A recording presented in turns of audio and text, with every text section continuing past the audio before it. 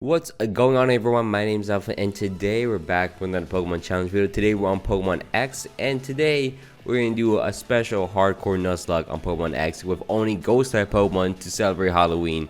Now of course I played too much Gen 6, but that's only because I actually really like the Gen and I want to show it off to you guys more. There are no sponsors for this video. I know we had so many sponsors in the previous challenge videos, so no sponsors for this video, so let's just jump into the rules itself.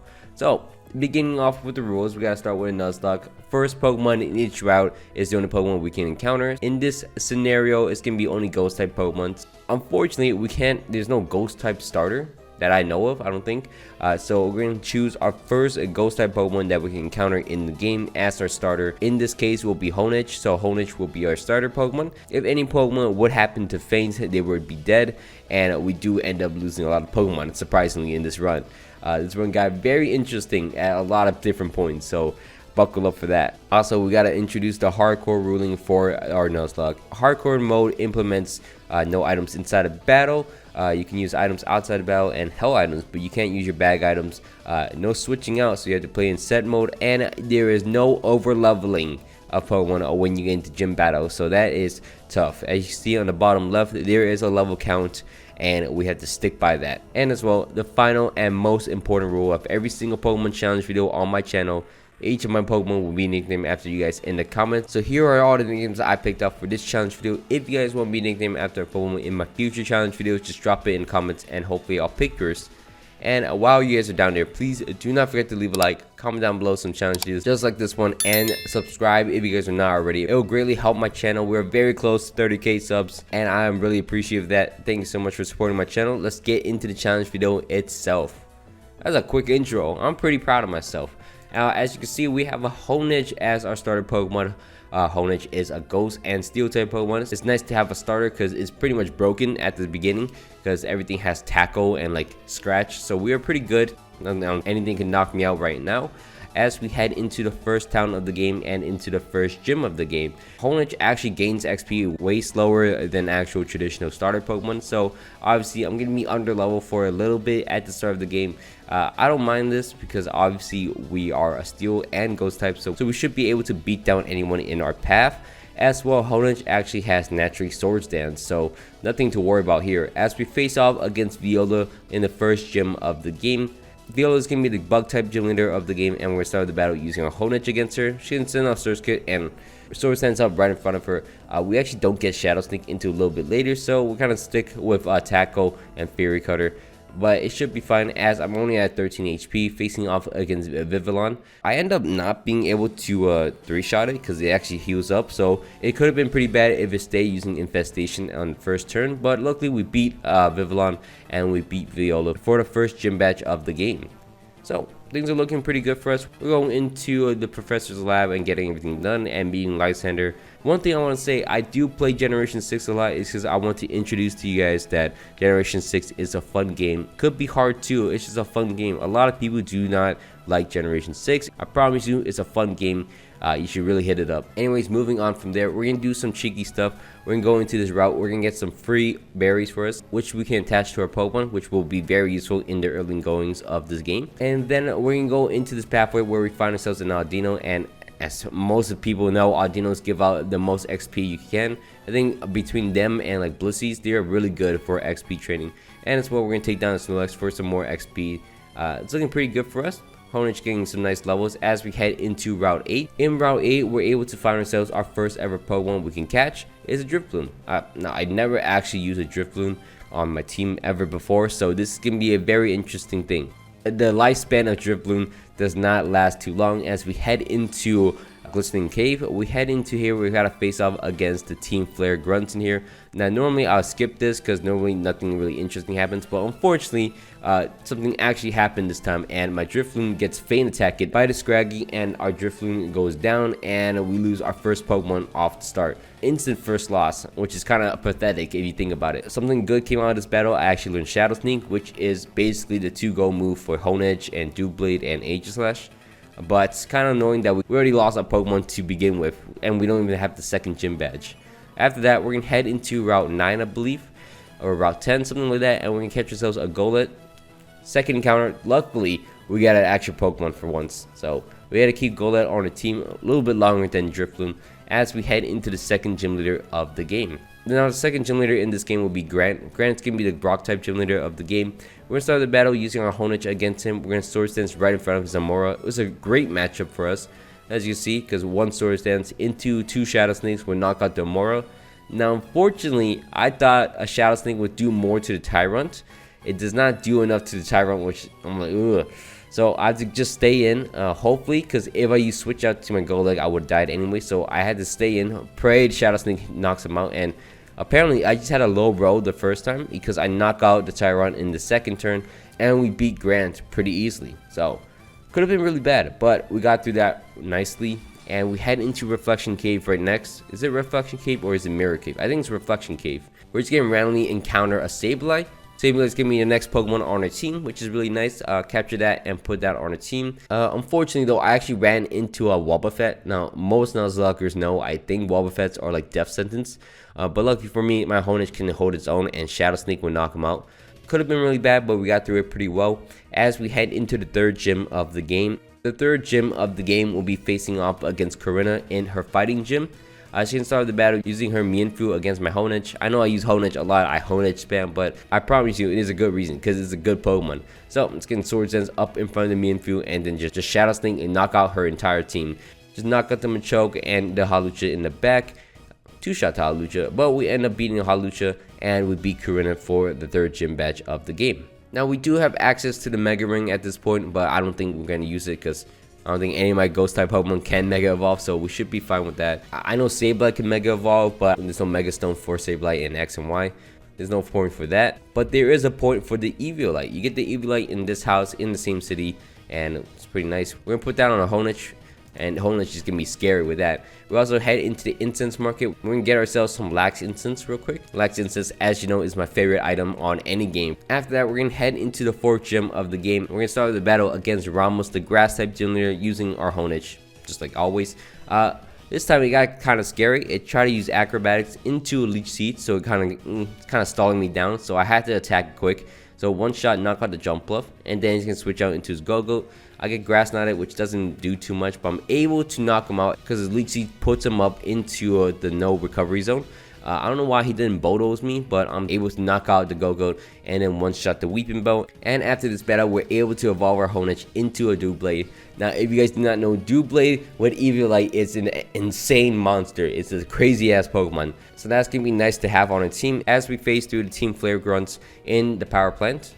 Get through that and we're able to head into Lumio City to face off against the 5th gym leader of the game. Now for us, this 5th gym leader, we actually have a ground type for, and our ground type actually puts in work this time, unlike all my other attempts at Clement. We're going to start the battle using our Doublade against his Emolga. He's going to switch out to his Magneton. I'm able to Night Slash, break his sturdy, and then switch out to my Golett. Now Golett's able to Magnitude knock out the Magneton, as you can see. And from there though, he's going to switch out to his Heliolisk. Heliolisk will only die with a Magnitude 8. I unfortunately got a 7, but it heals up, and I got a 7 again, but it heals up, and then I finally got an 8. I'm able to knock out the Heliolisk in one shot, and he can switch out into his Emolga. At this point, this battle should be over. I get a Shadow Punch in with my Golett, but I switch out into my Sableye, in which Sableye is able to knock him out using Shadow Sneak and Knockoff. And it's looking pretty good for us. Our team actually is doing a lot of damage, and we haven't lost a Pokemon since the Drifloon incident. Now from there, once we beat Clement, we have access into Route 14. We have access to Haunter. It takes forever to find the Haunter, and once we find the Haunter, actually, we catch the Haunter, but unfortunately we're not able to evolve it because it's a trade evolution, and I don't have, it's an emulator. I'm not gonna, who can I trade with on my emulator? But after that, we're gonna head into Laveru City. Laveru City is gonna have the 6th gym leader of the game for us.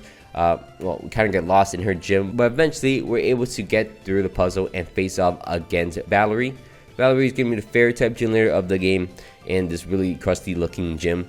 We're going to start the battle against her using our Doublade. Doublade is going to Sword Sense right in front of the Mawile. As you can see, the crunch damage, there is no damage to my Doublade at all, and I'm just going crazy right now. Doublade is going to Sword Sense 3 times to get a max attack, and then Shadow Sneak will knock out the Mawile, well, doing 2 shots apparently. And then she can switch out into her Mr. Mime. Mr. Mime will get 1 shot with the Shadow Sneak. And then she can switch out to her Sylveon. Gets 2 shot by the Shadow Sneak. I take minimum damage from the Hyper Voice. We're able to knock out the Silvally and get our 6th gym badge of the game. So it's looking pretty good for us. And after that, we're going to head into the Pokeball Factory. We're going to evolve our Golett into a Golurk. Pretty nice for us. And then head into the Lost Hotel, which we're able to encounter our next Ghost type Pokemon, which is Litwick. Fire and Ghost type Pokemon. Perfect Pokemon for Halloween. I always love a Litwick shiny evolution. It's orange, has like orange flame. It's very cool. People always love that. From there, we're gonna head into the Snow Cavern where we face off against Team Flare more, beat them down, and then head into Route 17, I believe, something like that. We're able to encounter Pumpkaboo. Now Pumpkaboo we can't evolve, but we're able to still catch, still have it on our team. Luckily though, I was really hoping I don't encounter Phantom, because then I can't really get something else later. But we're able to encounter Pumpkaboo. Normally, I also don't show rival battle fights a lot, but in this situation, I had to show it because, as you can see, we're starting the battle against Serena right before the Anastar Gym. We're going to beat him down using my Sableye. Normally, I just set up using my Doublade and then knock out the entire team. But in this situation, Meowstic does have Shadow Ball, so we have to be cautious, knock out her Meowstic. And then, unfortunately, as she switched out to her Delphox, I have to sack something. I decided to sack the Pumpkaboo because I don't think it's going to be too useful. Now, sack this Pumpkaboo and then switch out into my Doublade. Now, Doublade's able to set up right in front of Delphox, and I'm able to knock out a Delphox with minimum damage, as she doesn't use Flamethrower at all. That lets me attack the Absol and survive a Night Slash. And Ironhead will knock out the Absol, as you can see, and then knock out the rest of her team, as unfortunately we lose another Pokemon.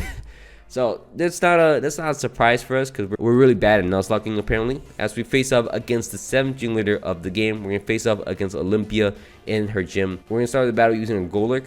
Now Golurk has Iron Fist, so it's getting one shot the Siglet to his face, and then she sends out a Meowstic. So I gotta stay in. Shadow Ball just punched it in the face, and then knock out the Meowstic. I should have stayed in, just punched this Slowking too, but I kind of got scared. I switched out to my Sableye. It gets Yawn. Hoping for a one shot did not work. Power Gem crimped me, so I got scared that I was gonna knock out my Sableye. So I switched out into my Haunter. Now Haunter unfortunately goes down to the Slowking. So for some reason, I decided that was a great idea. So I don't know why. I just lost 2 Pokemon back-to-back fights, and it should have killed. I mean, Haunter should have killed the Slowking, but unfortunately it didn't. So I switch out into my Doublade, and Doublade's able to knock out the Slowking for us. That was a bad play. I'm not gonna lie, that was a bad shot. But we beat Olympia. Unfortunately, we put another death on the board, but we beat Olympia though. As we head into the Team Flare hideout in the cafe, we can clear through the cafe pretty easily. We still struggle a little bit against Lysander in the first fight, so we want to go back into Laverier City. And I swear I saw some YouTube tutorial where this guy right here, the Team Flare guy, is supposed to give me the Dust Stone. He does not give me the Dust Stone at all, so I decided to go into the only option I have left, is to get a Dust Stone from Super Training. Now Super Training is a little mini game in the game that allows you to get Evolutionary Stone and EV train your Pokemon. I decided to do this. Took me a long time. You do not know how hard Super Training is playing on mouse and keyboard. Basically, I'm playing a PC version of Super Training on super speed mode, so it's very hard. But eventually, I'm able to beat down the H/slash trial, and we get a Dust Stone from it, and we can finally evolve our Doublade into an H/slash. We also get another one to evolve our Lampent into a Chandelure. Really useful. And then from there, we're going to head into the Team Flare basement hideout thing in Geosynch Town. We're going to clear through all the Team Flare members and catch ourselves a Xerneas. Now, unfortunately, since I only have 4 Pokemon, Xerneas is going to be on my team. I don't want to use Xerneas on my team, obviously, so I got to switch out. It does cause damage to the Mean Shell, but the premise stays the same. I just Sword Dance in front of the Mean Shell. Get 3 Sword Dances up. I Shadow Sneak, knock out the Mean Shell in one shot, and then he's going to switch out to his Pyroar. I'm basically at 4 HP. I want King Shield up to go into shield mode, obviously. But then I'm just praying I live a Fire Blast or he misses. Unfortunately, he does not miss, but I live a Fire Blast pretty easily, and Ironhead would knock out the Pyroar. He's going to switch out to his Honchkrow. I'm actually able to outspeed the Honchkrow and knock it out using Ironhead, as you can see. And then Lysander is going to switch out to his Gyarados. I'm like, well, this is a bad play if I stayed in. I want to use my H/slash, so I'm going to switch out into my Sableye. Unfortunately, Sableye cannot take 2 hits, as you can see. So I decide to fake him out, do some chip damage, and then detect up, and then Will-O-Wisp. Luckily, he misses his Outrage with my Lax Instance on, so I'm able to burn the Gyarados. I do a little bit of stalling, but unfortunately, Sableye has to go down. Sableye does not take the Aqua Tail, as you can see. But Sableye saved the run, as you can see. Puts the burn on the Gyarados, and I'm able to switch out into my Golurk, take an Aqua Tail for once, and then Earthquake will knock out the Gyarados. and we beat Lysander. Oh, that could have been really bad, but we cleared through Lysander with our save blade down, and now we just gotta clear through our friends. As you can see, beat down our friends using our H slash because H slash is broken, obviously. And then from there, we're gonna head into the forest in Route 20, looks like. We're gonna use a honey method to encounter hordes, and we're gonna encounter our ghost type Pokemon in the name of Trevenant. Trevenant is gonna be our final Pokemon on our team. As you can see, it's gonna be the ghost type Pokemon. It's actually a trade evolution that we could find in the wild, so I really like that. I always like Trevenant, and it's obviously I need the shiny form. I wish I could get the shiny form with this, but unfortunately we don't have time for that. So we catch ourselves a Trevenant, put that on the team. Now I know there is another encounter in Bayonet, but you can't change the internal clock on your game, or the game will freeze you out for a little bit. So unfortunately, we can't find ourselves a Bayonet. That's the last ghost type Pokemon that we're gonna catch, which is gonna be Trevenant. From there though, we're gonna head into the 8th and final gym in the game. We're gonna face out against Wolfric in his Snowbell Town gym. Wolfric's gonna be the ice type gym, obviously, and we're starting the battle against him using our Chandelure. Something new. We're not using the Aegislash to lead. We're gonna Flame Burst and knock out his Abomasnow in one shot. He's gonna switch out to his Avalok next. This was a mistake because Flame Burst will one shot him in the face. And then he's gonna switch out into his Cryogonal. Cryogonal will take one Flame Burst to the face and go down. And we beat Wolfric with 3 Flame Bursts. I don't even know where I get Flamethrower from. I'm just gonna stick with Flame Burst. I'm okay with Flame Burst. Now from there, we are done with all the gym badges in the game. We're gonna head into Victory Road next. Victory Road, nothing for us to really do. We're gonna clear through it. It gets pretty easy. And then head into our Elite Four challenge once we get all our preparations done, which is get to level 65. Now from there though, we're gonna face off against the first Elite Four member in her chamber. We're gonna face off against Malva, the fire type Elite Four member.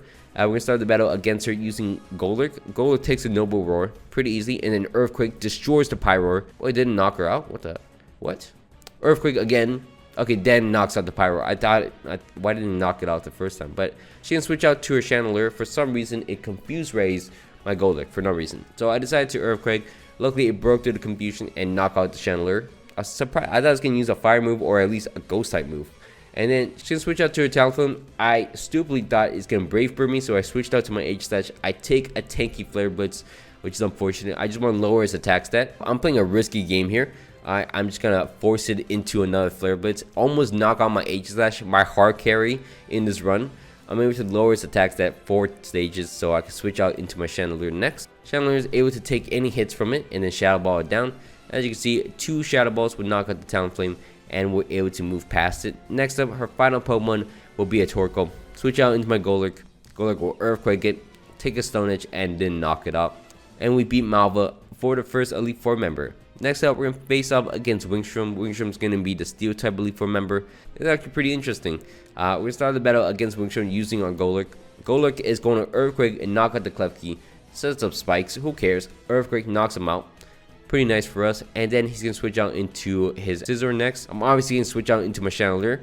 Chandelure takes a hefty hit in Night Slash, but luckily can bounce back with Flame Burst and knock out the Scizor in one shot. And then he's going to switch out to his Probopass. I'm like, I think I'm going to stick with my Trevenant. Should have switched out to my Golurk, but I'm able to Horn Leech the Probopass and then dodge his Power Gem. But Leech Seed will get him down. Eventually, I'm able to whittle down the Probopass. And his final Pokemon will be an H-Slash. For some reason, I thought I was cool. I was gonna stay in Will-O-Wisp. It's gonna Shadow Claw, knock out my poor Trevenant in one shot. I don't know what happened there, but that was not a good play by me. So I just lost Trevenant. Basically, I'm dumb. I obviously know it's gonna King Shield up, so I'm gonna Swords Dance in front of it.